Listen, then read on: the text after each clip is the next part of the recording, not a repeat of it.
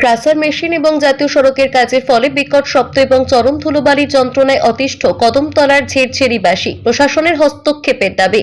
বর্তমানে শুকা মৌসুমে ধুলোবালি এবং বিকট শব্দের যন্ত্রণায় অতিষ্ঠ হয়ে পড়েছেন কদমতলা ব্লকের কুর্তি পঞ্চায়েতের ঝেড়ছেড়ি গ্রামীণ এলাকার বাসিন্দারা। এলাকায় একাধিক পাথর ভাঙার ক্রেশার মেশিন স্থাপন সহ বিকল্প জাতীয় সড়কে নির্মাণ কাজ চলায় পরিবেশ পরিস্থিতির অবনতি ঘটেছে বলে অভিযোগ স্থানীয়দের। এলাকাবাসীর দাবি, এক ব্যক্তির জমি ভাড়ায় নিয়ে একই স্থানে কয়েকটি ক্রেশার মেশিন বসানো হয়েছে। এর ফলে প্রতিদিন ধুলোবালি ছড়িয়ে পড়ছে এবং মেশিনের বিকট শব্দে স্বাভাবিক জীবনযাত্রা ব্যাহত হচ্ছে। বাড়িতে থাকা কঠিন হয়ে পড়ছে বলে জানান গ্রামবাসীরা। স্থানীয়দের অভিযোগ, ক্রমাগত ধুলোবালির কারণে গাছপালা, বসত বাড়ি এবং আশেপাশের পরিবেশ ক্ষতিগ্রস্ত হচ্ছে। বয়স্ক ব্যক্তি এবং শিশুরা শারীরিক সমস্যায় ভুগছেন এবং শিক্ষার্থীদের পড়াশোনাও ব্যাঘাত করছে।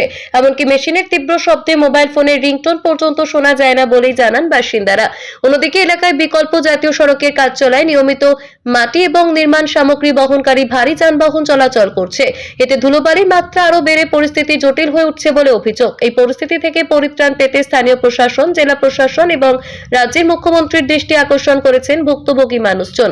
ফলে পরিবেশ দূষণ এবং শব্দ দূষণ নিয়ন্ত্রণে দ্রুত কার্যকর পদক্ষেপ নেওয়ার দাবি উঠেছে। তবে ক্রেশার মালিকদের বক্তব্য, তারা নিয়ম মেনে জল ব্যবহার করে ধুলোবালি নিয়ন্ত্রণের চেষ্টা করছেন। বৃষ্টিপাত না হওয়ায় কিছু ধুলো উড়ে যাচ্ছে এবং রাস্তার কাজের কারণেও বালু ছড়াচ্ছে বলে তারা দাবি করেন। তবে সমস্যা নিরসনে প্রয়োজনীয় ব্যবস্থা গ্রহণ করা হচ্ছে বলেও জানিয়েছেন ক্রেশার মালিক পক্ষ। সাউন্ড এবং ধুলোবালির যন্ত্রণায় অতিষ্ঠ এলাকাবাসী, এই বিষয়ে আপনাদের কি মতামত? ক্রেশার তো আমরা এখানে আজকে প্রায় 4 বছর হয়ে গেল। ধুলাবালু এবছর দেখেন পুরা সিজন থেকে এখন পর্যন্ত বৃষ্টি নাই, যার কারণে শুধু যে এই অত্র অঞ্চলে যে ধুলাবালু থানায়, শুধু এই অত্র অঞ্চল ছাড়াও সব দিকে ওই মধ্যম রাস্তা, এখন কি আমরা বাড়ি এখান থেকে প্রায় 1 কিলোমিটার দূরে, তথাপিও আমরা বাড়ির যদি ধুলাবালু আপনারা দেখেন তো বুঝবা কী পরিমাণ ধুলাবালু। কারণ হয়েছে আমরা যথেষ্ট পরিমাণে জল মারি এবং এটার প্রমাণ এখনও সকালেও মারা হয়েছে, বিকালে 2 টাইম জল মারা হয়। একদম মেইন রাস্তা থেকে লইয়া পুরা কেশারের মধ্যেও জল মারা হয়। সাউন্ড তো যতটুকু পারি আমরা কন্ট্রোলের মধ্যে আছে। আর এখানে 100 বার আমরা স্বীকার করি যে একদম যে ডিস্টারবেন্স নাই, একটা ডিস্টার্ব আছে, কিন্তু আমার সমস্যা হইল গিয়া ধুলাবালু, আওয়াজ।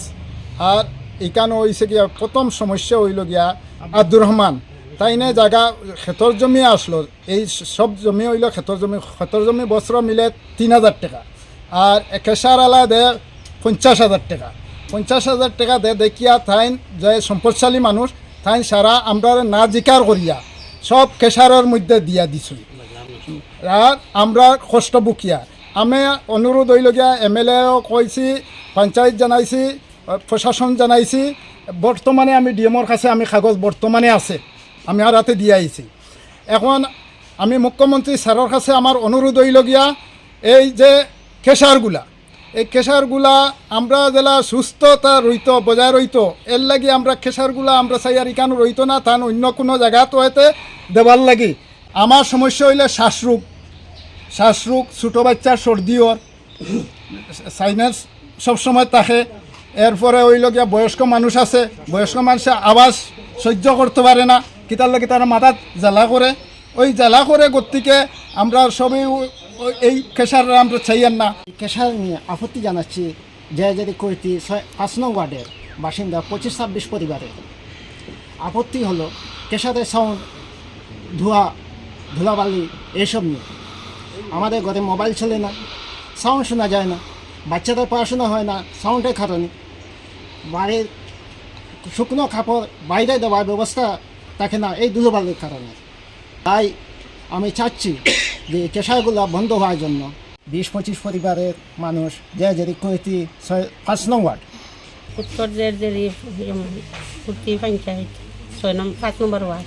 সমস্যা হইল আমরা ধুলাবালিকে সারা ডাকে সহ্য করতে পারি না, রাইতো বর্ডার পালানি দিনও সারাদিন করা এই পজিশনে হাসি গড় দুয়ার অবস্থা নাই। ধুলাবালি ইনো আছে 6টা, আর এদিকে তো আর আছে তো ধুলাবালির সমস্যা, পাথরের ডাক ডুক এটা সমস্যা। আমরা গড়ে দুয়ার থাকতে না, কাপড় নাইলেও করতে না, কাপড় চোপড় এবার ঠান্ডা গেছে, আমরা একটা দিন কমল বাইরে বার করছি না, এরকম অবস্থায় আছে।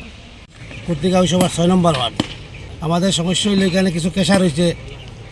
আব্দুর রহমান আদি উর্ফে সুরমান আদি, উনি এখানে 5-7টা কেশার দিয়া পাড়া প্রতিবেশী মানুষেরা বসবাস করতে দিতে না, হরতা মরতার বেমার কমেন না, শ্বাসকষ্টর, আর হরতা মরতা পড়াশোনা করতে খুব ডিস্টার্ব। সকাল 3টা থেকে ভোর 3টা থেকে রাত্রি 12টা পর্যন্ত গাড়ি লোড আনলোড খালি হয়। এই সমস্ত অসুবিধা। আর বাড়ির ভিতরে কিছু বাগান আছে, আগর গাছ আছে বা ভ্যারাইটির প্রাকৃতিক গাছ আছে, সব গাছ মারা যান ধুলাবালির কারণে। কেশারে আনি বোল্ডার ফালার বাঙ্গের লোড করেন নেন। আমাদের অসুবিধা তো আমরা গাছপালা নষ্ট হয়, আমরা বাড়ি ঘরে থাকতে পারতেছি না। আমরা ঘরে 1 ইঞ্চি জায়গাতে বালু বলেন নাইলা দেখা নাই, টান জায়গাটা তাই নিষ্কাশন করিয়া করে না। আমরা হিসাব দিয়ে কিতা লাগে। কেশার এখানে প্রায় 6 থেকে 7টা আছে। প্রশাসনের দ্বারস্থ বারবার হওয়া হয়েছে, আবার হইমু। প্রশাসন তো আয় কয়দিন পর একটা লাইন কাটিয়া আর 15 দিন বাদে আবার জয়েন দিয়ে যায় গিয়া। কীভাবে কাটে এটা বুঝিয়া না।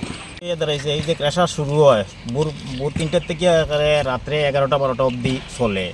এইখানে কী হয়েছে, এই যে ডাস্ট বালু যে উপরে দিয়ে উঠে, এটা একবারে দুপুরি টাইমে মনে করো বিকাল 3টার দিকে দেখা যাবে পুরো কুয়াশার মতন। সব কিছু সময় চলবো, এখন তো চলেন না, ওখান বন্ধ হয়ে গেছে। হ্যাঁ, তখন এখানে পুরো অন্ধকার হয়ে যায়, আধা কিলোমিটার 1 কিলোমিটার জায়গা অন্ধকার হয়ে যায়।